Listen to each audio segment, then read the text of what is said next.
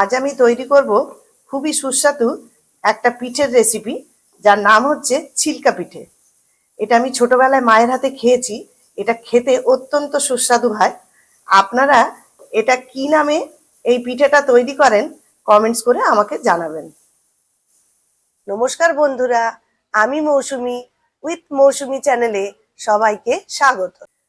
আগের দিন রাত্রিরে 2 কাপ আতপ চাল আর 1.5 কাপ বিউলির ডাল, যেটাকে আমি ভিজিয়ে রেখেছিলাম। এরপর এটা জল ঝরিয়ে নিয়েছি।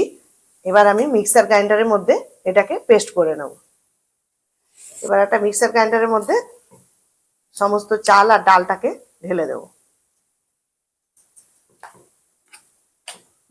আমি পুরোটা একসঙ্গে দেব না, হাফ হাফ করে পেস্ট করে নেব।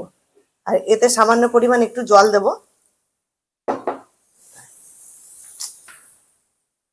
এবার এটাকে পেস্ট করে নেব। পুরো আতপ চাল আর বিউলির ডালটাকে ভালো মতো পেস্ট করে নিয়েছি। এবার একটা বাটির মধ্যে এটাকে ঢেলে নিয়েছি। আজ আমি তৈরি করব ছিলকা পিঠে। পুরো ব্যাটারটাকে এবার একটা বড় বাটির মধ্যে ঢেলে নেব।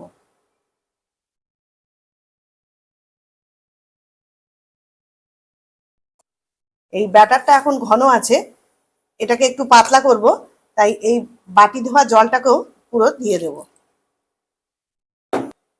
একবার একটু নাড়িয়ে নেব। একটু পাতলা করতে হবে ব্যাটারটাকে, পুরো পাতলা না করলে এই চিলকা পিঠা ভালো লাগবে না। এটা দারুণ টেস্টি হয়।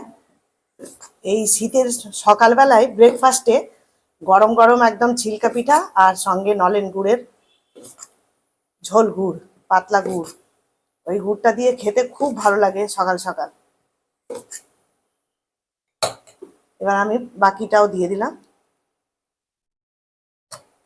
এটাকে একটু এইভাবে নাড়িয়ে নাড়িয়ে পাতলা করতে হবে। এর মধ্যে কিছু জিনিস আমি অ্যাড করব। এখানে ছোট বাটির 1 বাটি দই দিয়ে দিলাম। এই দই না দিলেও চলে। আমার মা অবশ্য ছোটবেলায় এই দইটা দিত না, কিন্তু আমি দই পরে অ্যাড করেছি। এটা খেতে আরো টেস্ট হয়। দইটা দিলে একটু হালকা টক টক ভাব লাগে, আর ওই পিঠেটা খেতেও খুব ভালো লাগে। আমি দইটাকে মিশিয়ে দিলাম ভালো করে। এবার এর মধ্যে দেব স্বাদ মতো লবণ, আর এখানে হামাল দিস্তায় 2 চামচ গোলমরিচ আমি গুঁড়ো করে রেখেছিলাম, সেটাকেও দিয়ে দেবো।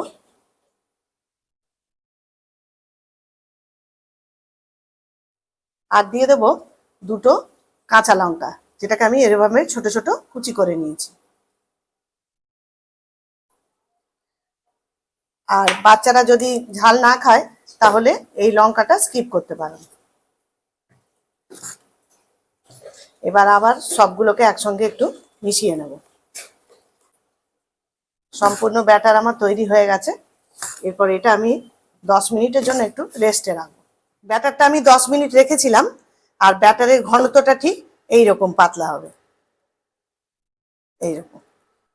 এবার অন্যদিকে একটা প্যান বসিয়েছি, প্যানটা গরম হয়ে গেছে। এবার এর মধ্যে সর্ষের তেল, একটা বাটির মধ্যে সর্ষের তেল আর একটা বেগুনের বোটা, সেইটা দিয়ে আমি এবার তেলটাকে ব্রাশ করে নেব। ঠিক যেমন ছোটবেলায় মা করতো ঠিক ওইভাবেই আমি করছি, খালি টক দইটাই আমি অ্যাড করেছি। এবার এই ব্যাটার থেকে আমি হাতায় করে এই প্যানের মধ্যে দিয়ে দেবো।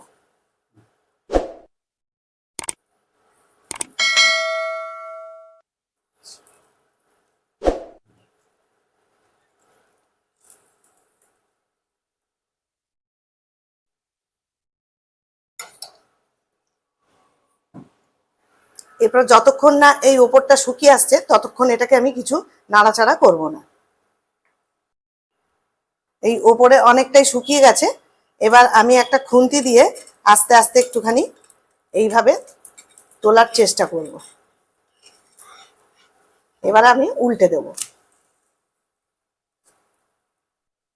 এবার সাইডে সাইডে আবার একটুখানি তেল দিয়ে দেবো। এক সাইড হয়ে গেছে, আবার উল্টো দিকটাকেও আমি এইভাবে আরেকবার ভেজে নেব। এটা একদম কম তেলের মধ্যে হয়ে যায়, বেশি তেলও লাগে না, আর খেতেও খুব সুস্বাদু। এবার এটাকে আমি নামিয়ে নেব।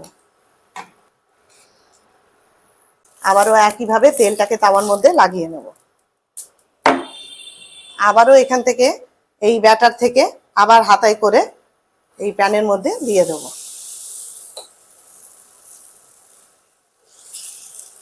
হালকা হাতে এইভাবে তাওয়াটার মধ্যে হাতায় করে চারিদিকে একটু ঘুরিয়ে নেব। একদম হালকা হাতে করতে হবে, না হলে ভেঙে যাবে। আবারও উপরটা শুকিয়ে যাবে, তবেই এটাকে উল্টাবো। এই যে ওপরটা অনেকটা জলটা টেনে গেছে, মানে শুকিয়ে গেছে। এবার আমি উল্টে নেব। এইভাবে দু পিঠটা ভালো করে ভেজে নিতে হবে। আমার সম্পূর্ণভাবে তৈরি হয়ে গেল ছিলকা পিঠে। যদি এই পিঠের রেসিপিটি ভালো লেগে থাকে, লাইক ও শেয়ার করবেন। আর আমার চ্যানেলে নতুন বন্ধু হলে চ্যানেলটিকে সাবস্ক্রাইব করে পাশে থাকবেন। আবারও চলে আসব নতুন কোনো ভিডিও নিয়ে। সবাই ভালো থাকবেন, সুস্থ থাকবেন। ধন্যবাদ।